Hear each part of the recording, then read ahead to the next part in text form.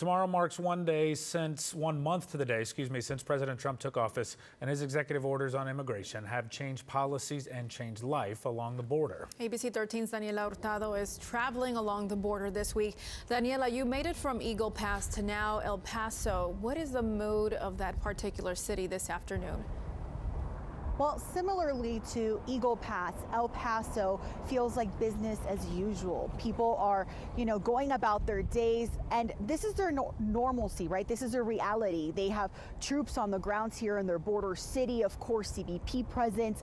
But the mood in general for us as we're talking to folks across this community is that this is their normal and this is what they live with every single day in spite of changes that we're seeing with immigration.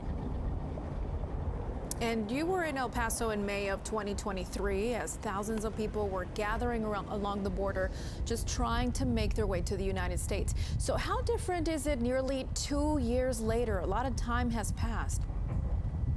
I think that's been part of the most captivating thing during our trip so far here in El Paso, to see just the stark difference, right, from what we saw back in 2023 when we saw hundreds of people in the streets around the churches, tent cities coined Little Venezuela, really so many folks on the streets, refugees that had crossed into the United States through the CBP-1 app in hopes of seeking an asylum case and in hopes of getting legality in the United States. Today, completely different. We don't see hundreds of people on the streets across this border city in El Paso.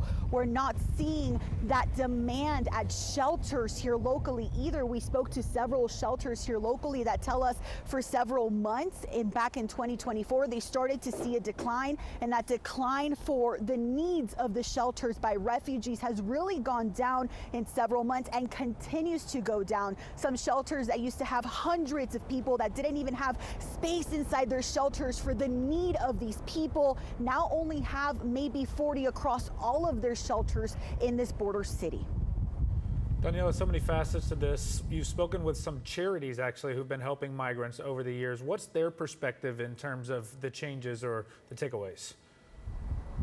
Well, they tell us that changes have been happening and they will continue to happen. They tell us as they're talking to the folks that are staying along their shelters, the very few folks that remain here at their shelters awaiting their court hearings, that these people feel kind of helpless because they don't know what's next for them. One of the conversations we just had maybe 10-15 minutes ago at Annunciation House here in El Paso with the director here, he was talking about just the stark shock that they saw on January 20th when the inauguration happened and the CBP-1 app was completely canceled. Folks that have had appointments for the CBP-1 app at 6 in the morning were allowed into the country, but everyone that had that 1 p.m. appointment were turned away on that very first day. So on that day, they realized that changes were going to continue to come for immigration policy, changes that we continue to see not only here in these border communities, but across the state, of course, in Houston and beyond.